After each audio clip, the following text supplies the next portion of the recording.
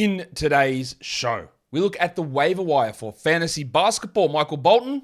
Thanks, Josh. It's Michael Bolton here, and it's time for another episode of the Locked On Fantasy Basketball Podcast. Let's get to it. Let's get to it, indeed. You are Locked On Fantasy Basketball, your daily fantasy basketball podcast, part of the Locked On Podcast Network.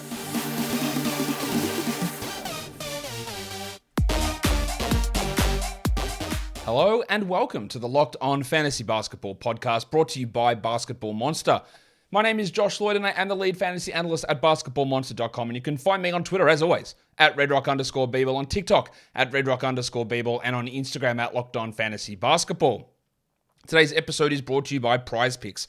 First-time users can receive a 100% instant deposit match up to $100 with the promo code LOCKEDON. That's PrizePicks.com, and the promo code is LOCKEDON. Thank you for making Locked On Fantasy Basketball your first listen every day. We are free and available on all platforms. Let's look at the fantasy basketball waiver wire as we get ready to start Week 15 in the NBA. Warning. Let's get it on, Gilly. All right, the most added players. This is over the last 48 hours or so. Jericho Sims is number one. You just made the list. He started over Isaiah Hartenstein. They basically split all of the minutes in their last game at center, which is what we expected because Tom Thibodeau, he can't sleep if he doesn't have a traditional center out there. Like it causes him to go ball. Oh, maybe not actually. It does cause a lot of stress for Tom Thibodeau if there isn't a rim protecting center out there. So Toppin and Randall lineups, they just don't exist. You play 2 minutes of them, maybe. Or one game, it might get hot for 5 minutes and he runs with it. But otherwise, it's Sims and Hartenstein. And at the moment, it's clearly Sims. So if you are looking for a pseudo Mitch Rob replacement, a rebounds, field goals, blocks streamer, Sims is there. No problem. A lot of people added Brandon Clark. Yeah, all right, fine, whatever. I'm not that into it. He's all right. What's the upside? Unless Steven Adams gets injured, 0 is the upside. He can be a really good field goal percentage player. He's getting some blocks. There is some use in streaming him in certain punt builds and aggressive 2-punt strategies and 3-punt strategies. That is all very well and good, right? But as a must-roster guy that is been rostered like 60% all season, it hasn't made any sense to me. And now he's being added again, which again, I guess it's a stream for Sunday, but doesn't really make a ton of sense. Jose Alvarado, he's playing pretty well. And I think the most important thing about Alvarado at the moment are the minutes. With all of the injuries, with Zion and Ingram and Najee Marshall out, that is helping Alvarado. So he's a fairly solid short-term guy, not a long-term option. While Reggie Bullock actually starting to play well. It's been a while. We're 50 games in, but he's starting to play well. He's starting to hit threes. Now, of course, he's a points and threes guy. He's not a big as volume points and threes guy as his teammate Tim Hardaway Jr., but he can be a little less erratic than what Hardaway is. He's in no means a must-roster player, but there are a couple of extra shots available with Christian Wood out, and I guess some of that Reggie Bullock stuff is streaming for today. This guy's name has been brought up to me a lot lately, and that is Isaiah Joe. Fine. He's been really good. And I've been talking about Isaiah Joe for, well, not only years. I thought it was pretty silly that he fell to the second round of the draft. I thought it was silly the Sixers never played him. I thought it was silly that the Sixers cut him. And I've been telling you that he's been a 3-point streaming option for basically this entire season. But over the last little period of time, he's dominating. Right, the last week, he's a top 100 player. He's hitting like 7 threes a game. He's shooting like 58% from the field. And he got huge minutes last game. And it feels very clear that he has overtaken Trey Mann in the rotation. But is he a must-roster player? Like, no, he's not. The level of shooting and the level of volume that we're getting from Isaiah Joe at the moment is not something that's sustainable. He's absolutely fine to stream in for the Sunday game against Denver, which I guess a lot of people have done. But this is not just streaming for today, because I've been getting asked questions about him all week because of some of these good explosion games. But he's not starting over Giddey or Dort or Shea or Williams. And he's still going to be a 20-minute, 21-minute a night guy who will get you 2 or 3 threes a game, no problem at all. And that's useful. That's why we say you can find threes everywhere. But everything else that he does, and that ridiculously high percentage shooting at the moment, and the big minutes, is just unlikely. And, top all that off, they have a 2-game week in Week 15. So even if you added Isaiah Joe for Sunday, and he has another blow-up game, I don't think there's any point in holding him through. Like, is he good enough to be like yeah, no, I'll deal with the 2-game week and then we'll get Isaiah Joe rolling after that. Like, no, absolutely not. It stinks a little bit like the Trey Lyles big performance where everything he was doing was completely unreasonable and there was no way of it sticking. It feels a little bit like this with Joe at the moment. Precious Achiuwa, one of the most added players, which is intriguing. Last game was really good for him because OG got hurt and Van Vliet was out. So he started to play good minutes and he's been pretty strong. I do not at all believe in Achiuwa as a long-term option, except if there is a situation where Gary Trent gets traded, I could see them starting Achiuwa, playing him 30 minutes a night. The problem with him is he struggles so much with field goal percentage and free throw percentage. He doesn't hit threes or get assists. He can rebound okay. He can fluctuate with defensive stats, even they're not that consistent. The value in him this week has been 5 games, and even start off the week struggling a little bit, but the last game was great, and he is going to end up being worth it for the 5 games. As a long-term asset play, and they don't play again until Wednesday next week, I don't really see it for Precious, but things could change a little bit if Trent is gone in a trade. But we've also seen Achiuwa in a 27, 26-minute a night starting role before, and he hasn't really sniffed the top 100. Dennis Schroeder been one of the most added players. Like, I mean, sure, we know what's going to happen. He's going to go out there and have a couple of big games, and then he's going to go out there and score 6 points on 7 shots. And while guys like Walker and Reeves are out, and of course Davis are out, there are more opportunities. There is no long-term value here in Schroeder. And Biyombo, one of the most added players, well, that's just because DeAndre Ayton was out. He had a great game on Saturday. He's probably going to start again. We've seen this time and time again. Ayton's dealing with an illness. It shouldn't be long-term. So the Biyombo ad is literally just a short-term situation. Today's episode is brought to you by PrizePicks. PrizePicks is daily fantasy, but it's not the daily fantasy you might remember. It's not salary caps. It's not you up against thousands of people. It's just you one-on-one versus player projection. So you might see Bismack Biyombo and see, well, here they got 7.5 rebounds. Like, without Ayton, he can go double digits. I'll say more. Or you might say Isaiah Joe, 3-pointers, 2.5. You go, Joe, he's bombing them in. Let's go more than that as well. You can get between 2 to 6 of those individual player projections, put them into one lineup and win up to 25 times your entry fee back. You can do it in over 30 US states. You can do it in most of Canada. And you can do these entries in under 60 seconds. It's not just the NBA, though. You can do it for the NFL and the playoffs, college basketball, both women's and men's. You can do it for NASCAR, golf, cricket, boxing, MMA, and of course, the GOAT, disc golf. Download the PrizePicks app or go to prizepicks.com to sign up and play daily fantasy sports. First-time users can receive a 100% instant deposit match up to $100 with the promo code LOCKEDON. If you deposit $100, PrizePicks will give you $100. If you deposit $50, PrizePicks will give you $50. Don't forget to enter the promo code LOCKEDON at sign up for an instant deposit match of up to $100. Let's look at the most dropped players now. And some of these names, they do surprise me a little bit. Number 1 on this list is Najee Marshall. Okay. I get it that he's been out the last couple of games, but that's a little bit weird. I guess people are looking at it and go, oh my God, toe soreness. New Orleans and their toes. There's no way. He's coming back next year. There's no problem with this. I'm done with him. It's a little confusing to me. Yes, I did think that he was going to lose value when Ingram returns, whenever the hell that is. Apparently, it's looking like Saturday for Ingram. They practiced today. This is an Ingram diversion. He practiced today, then they have a back-to-back, then they practice again Thursday, and then he returns Saturday. It's only been 2 months for an injury that no one knows what it is. So that's great. We love that information. But I guess that's why people are dropping Marshall. I don't think it would have been so quick to do it. Tony Warren, no worries. The Warren, Curry, Harris, O'Neal nonsense in Brooklyn is back and forth every game. Warren's probably the only one who hasn't really blown up. I think he had one 20-point game without Durant. But yeah, cool, move on. Andrew Nembhard. We thought there would be... What we thought, right, is we thought looking at that game that Nembhard had against the Warriors, don't look into it. Like, we look at it and go, this is not going to happen. Because in that game, McConnell and Duarte were both out as well. All right, that is all true. We thought there was a little bit more usage coming, a little bit more ball handling, but apparently not. He's just playing the same low usage role. There are some more assists there. I think I still would hold Nembhard in definitely every 14-team league. And I'll hold him in a lot of 12-team leagues, but the situation for him with Halliburton out is not the same as it was earlier in the season when Halliburton was out. It is a little bit wild to have dropped him so quickly, but I wouldn't have done it, I don't think, but I get it. Terrence Mann, yeah, look, fine. We took a flyer, starting point guard, some okay numbers, sort of not working particularly well at the moment. Whenever you see a situation where fewer minutes than Reggie Jackson, that should always bring up alarm bells. So, yeah, absolutely move on there. Grayson Allen, he's only ever going to be a streamer.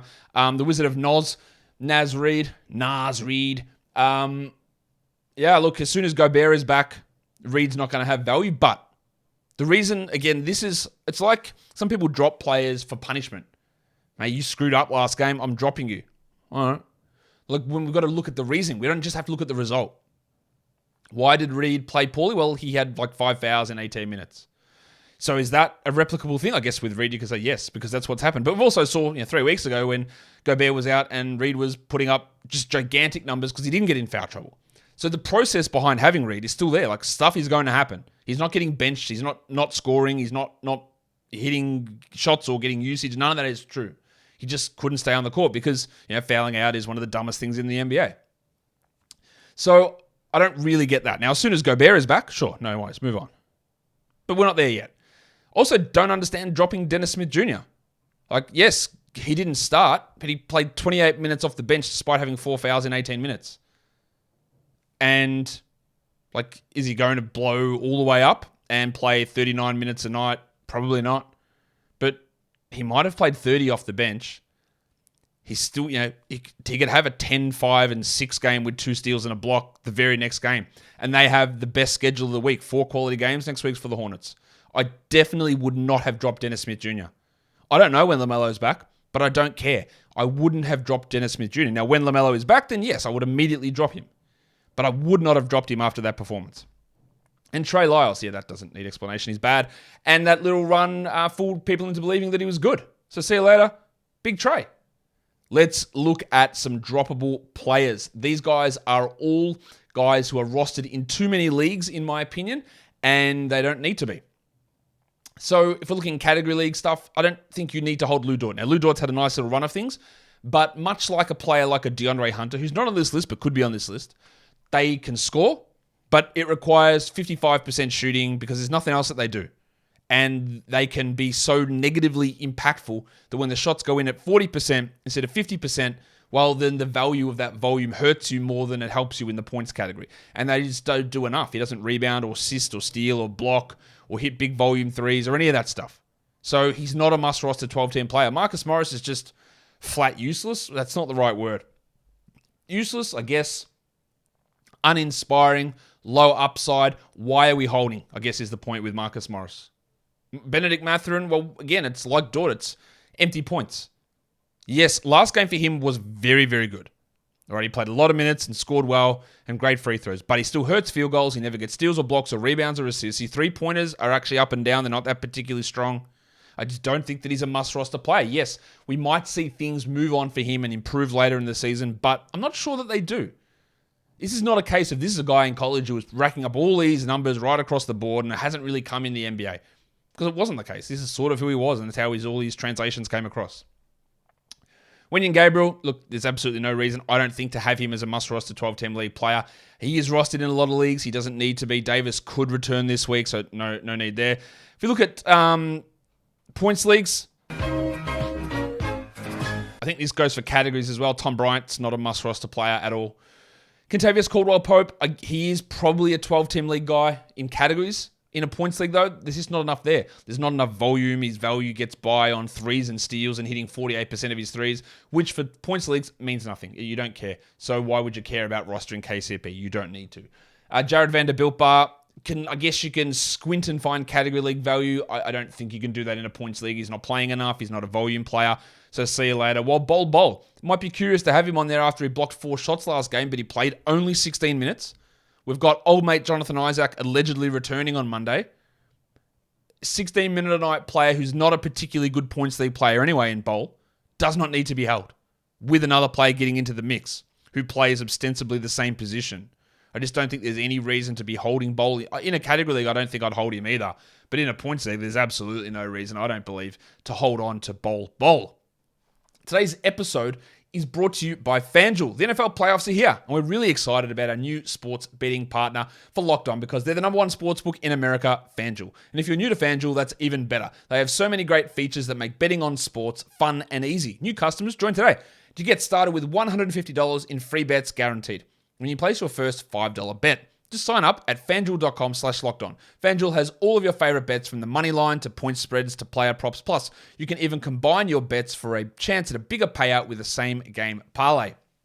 We've got the NFL playoffs divisional round ongoing at the moment, but there are Super Bowl odds over on FanDuel at the moment. The Chiefs are just marginally favorite, plus 260, over the Eagles at plus 290. And interestingly, the lowest odds, or the greatest odds actually, the Cowboys, plus 1,200. Now, I don't think that the Cowboys are going to necessarily be the Super Bowl champs, but that is some pretty significant odds when all they're going to do is take down Brock Purdy to get themselves into the championship game. You can check all that out over at FanDuel. It's all on an app that's safe, secure, and super easy to use. So football fans, don't miss out. Place your first $5 bet to get $150 in free bets, win or lose, at FanDuel.com/lockedon. Make every moment more with FanDuel, official sportsbook partner of the NFL. Let's look at must-roster players. Again, it's a quick run through. These are all players I think are top 100 players, rest of season, who are available in 20% plus of leagues. And if it's not your league, then congratulations, your league is on the ball. Let's look at category leagues. Walker Kessler, Killian Hayes, the Cockroach, Mason Plumlee, and Jalen Duran. These guys are top 100 guys and need to be rostered in 12-team leagues. And for points leagues, a lot of the same names. Hayes, Plumlee, Kessler, and Markelle Fultz, who I'd actually throw into the category league as well. These guys are all available in way too many leagues. 20% plus is a lot. Go and add them if they're available in your league, even in a 10-team league. These are all guys I expect to be top 100, and in a 10-team league, that makes them must-roster players. Let's look at hot players. The top 100 guys, these are top 100 players over the last week, but they're widely available. I've already spoken at length about Isaiah Joe, but let's talk a little bit about Delon Wright. Is he going to be a 28-minute-a-night player? It doesn't appear so. But it also doesn't appear that he needs to be. His steal rate is absolutely through the roof. He's getting some nice assists. He was perfect with his shooting last game. Don't expect that. He's a very interesting punt point sort of a guy. It might be 7 points, 8 points, but then it'll be like a 3, 5 rebounds, 4, 5 assists, 2 steals, 3 steals, a block. And that's where the value comes in. You're not going to get big scoring, and you've got to look to see how it impacts your overall points category if you add him. But I think he's a 12-team league player. Pat Williams, and this is only off one game, that big game in France where he put up some good numbers. He's very much on the fringe to me with 12-team leagues. I think he's more of like, hey, if the schedule makes sense, you can use Pat Williams. There'll be nights where he has 6 points. There'll be nights where he has 18 points on 70% with 2 steals and 2 blocks, and you love it. And that's what makes him like 140th, 150th, 160th. Absolutely fringe, absolutely streamable, but absolutely droppable at the same time. But that one game he had in Paris, really good. Talked about Reggie Bullock already. He's playing well at the moment, hitting threes. Opportunity is there. Look, if you need threes, he could be an option. Cole Anthony's in the top 100. I don't buy it at all. There was that game on Friday for the Magic when they just decided they were going to run their bench for the final 16 minutes of the game, and Anthony was able to score well. And then, of course, on Saturday, he did nothing. He's obviously got to be only a punt field goal player if you have him. And even then, the minutes just aren't high enough to me. Grayson Allen, look, you stream him when players are out on scheduled days, much like Pat Williams, but worse probably. You don't need to hold him. Alex Caruso, that's a one-game sample from Paris on those defensive numbers, but that's what he is, right? If he plays 29 minutes a night, I'd be more in on Alex Caruso, the Rabbit Hunter, being a 12-team league player. Be very quiet. I'm hunting rabbits. But otherwise, I can't really get behind that as an ad. And the last one is Josh Okogie, because he went crazy yesterday. Is that the world that we believe we live in, where Josh Okogie's dropping, multi-category fantasy lines as the best of the night sort of stuff? No, it's not. And Chris Paul likely to return. Yeah, Aiden's going to be back hopefully soon. There's just no way and Cam Johnson was out of that game. There's no way that I look at that Okogie performance and even like that, he was top 100 based on 2 games last week because of that one really big performance. Like, it's misleading. Don't buy into it. Don't add him. The waiver wire for deeper leagues. Aaron Neesmith, not a 12-team league player, I think, but he is available in lots of spots. And I would have him, Ricky Rubio, and Isaiah Joe as 14-team league players. Rubio did the thing last game. He is going to be frustrating. He's going to miss games. He's not going to push into big minutes. But 5 assists, 2 steals. That's what he can do. That has value in a 14-team league. It has value to stream on certain days in 12 teams. But there's no 25 minutes coming. There's no top 100 coming for Rubio, I don't believe. I think you'll get some nice assists, some nice steals. You could even throw Joe Ingles into the same boat. Assists, steals, and threes. Ingles is probably going to play more minutes than Rubio, but he's also going to be impacted by Middleton and Yanni returning. These are deeper league players. Isaiah Joe, we talked about a lot as well. Nico Batum, good 12-team league. 16-team league player. Gets by on defensive stats and threes. Gary Payton, that's a steals option with gigantic field goal percentage. You don't see that combination very often. He's not going to blow into 12-team league values, I don't think. The wild thing, Jayshawn Tate, I don't think I've played his sound very often, have I? Even the wild thing's gone well. I can't do much about that. Encouragingly, they started Tari Eason instead of Tate when Jabari Smith was out last game. That is very encouraging. Tate is not a 12-team league guy. Please don't convince yourself into that at this point. And then Eric Gordon, his teammate, is a 16-team league guy as well, who's actually playing probably at the moment closer to a 14-team league value player. Of course, if he gets traded, all value goes away because there's going to be no other organization that's stupid enough to play Eric Gordon 30 minutes a night. I don't think. Let's talk about some other names before we get out of here. The first name on this list is John Isaac. We've been told that he's going to play on Monday via his pastor, which is where we get all good NBA news from. All right, that's great. It's awesome that he's back. Still absolutely no explanation why it took 3 years to come back from a torn ACL. None at all. Just one of the biggest mysteries in the world when Joe Ingles comes back in 10 months and this bloke takes, 30 months. No explanation. Never going to say anything about it. Oh, I was going to say something very snarky, but I won't say that right now. So what do we do with Isaac? He had some okay games in the G League, but it is the G League. Jaden Hardy averages 30-plus points a game in the G League, and John Isaac did not do that. It is a gigantic step up. Has Isaac proven it in the NBA before? Yeah, he has. But what's the realistic expectation? Do we think he's going to start ahead of Wagner, Banchero, Wendell Carter? Absolutely not. Could they start again with that big lineup with Franz Wagner at the 2? Isaac and Banchero, the 3 and the 4? Yeah, they were dreadful when they went with that lineup. As soon as they were able to get some guards back and some spacing back, they started to play well. So I don't think they're going to want to do that. Can Isaac take all of Chuma Okeke's minutes? Yeah, sure. That's 0. Can he take all of Mo Bamba's minutes? Absolutely. That's also 0. Can he take some of Mo Wagner's minutes? Maybe. Can he take some of Terrence Ross's minutes, 20 a night? Maybe. But again, that's shooting, which is important. Can he take Bol Bol's 15, 17, 18 minutes? Maybe. Can Isaac play 25 a night? I would be staggered if that's happening before the end of March, if at all. And I get that people have added him. I just don't think it's going to be worth it. And I think you've got to be in a situation where you can hold and be top of the standings and wait. If you are battling for a playoff spot, I don't think this is your answer. But I absolutely am open to being completely wrong on this. This is not a situation where I go, I know Trey Lyles is bad and he's not going to continue to be an 80% shooter and block 2.5 shots a game. I'm telling you, this is not going to stick, right?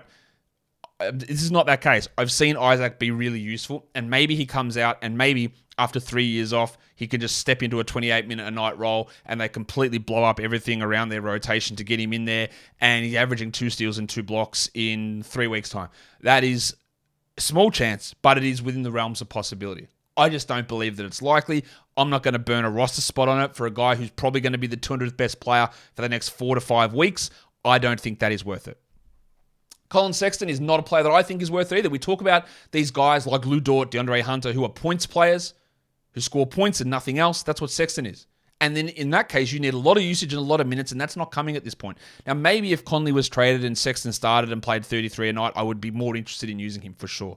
But the overall well-roundedness of his game is not well-rounded. There's nothing there in those other categories for me to get excited about, so I wouldn't bother with him. Gordon Hayward's available. He actually was okay last game. The minutes were low, but he added some stats. He started straight away. You have no faith in his injury status whatsoever. But the fact that he's back and you can add him off the wire, that costs you nothing. It doesn't cost you a draft pick. And then when he gets hurt, you move on.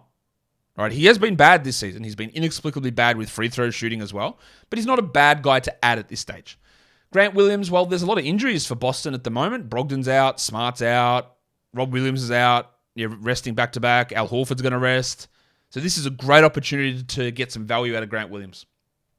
Gabe Vincent, I don't think it's going to last. Kyle Lowry's starting. Lowry's minutes, I believe Lowry's minutes will push up as we move through this week, and that'll push Vincent back into a 21, 22-minute-a-night role, which isn't going to be useful enough, so we don't need him. Tim Hardaway is a good points and 3 streamer. That's it. Tari Eason, as long as Jabari Smith is out, Tari regular season becomes an option for us, especially now that I have a little bit of faith that they will start him after they did that last game. And then when Smith, someone, like, again, this is always context, and I don't blame everyone for not understanding context, but as soon as someone saw the lineup announced and went, man, Tari Eason's starting, is this it? Is it happening? Like, no, it's not. It's happening because Jabari Smith was out.